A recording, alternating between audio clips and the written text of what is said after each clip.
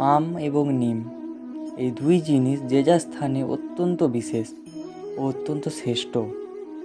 আম আমাদের শক্তি বাড়ায়, আর অন্যদিকে নিম রোগের সাথে লড়াই করার ক্ষমতা বাড়ায়।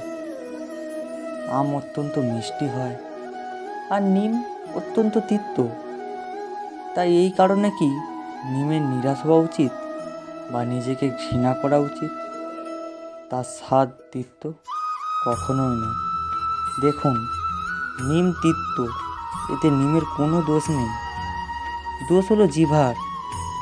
কারণ জিভা মিষ্টি পছন্দ করে, তিক্ত পছন্দ করে না। যদি আপনি নিজের জীবনে নিমের প্রয়োগ না করেন, তাহলে আপনার রোগ প্রতিরোধ ক্ষমতা বাড়বেই না। তাই নিম হলো অত্যন্ত গুরুত্বপূর্ণ। এর থেকে আপনি কী শিক্ষা পেলেন? এটাই যে জীবনে কখনো অন্য কারোর মাপকাঠি দ্বারা নিজেকে প্রয়োগ করবেন না।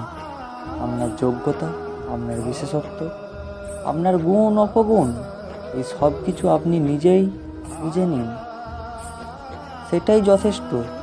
আসুন আর আমার সাথে ভালোবেসে বলুন, রাধে রাধে।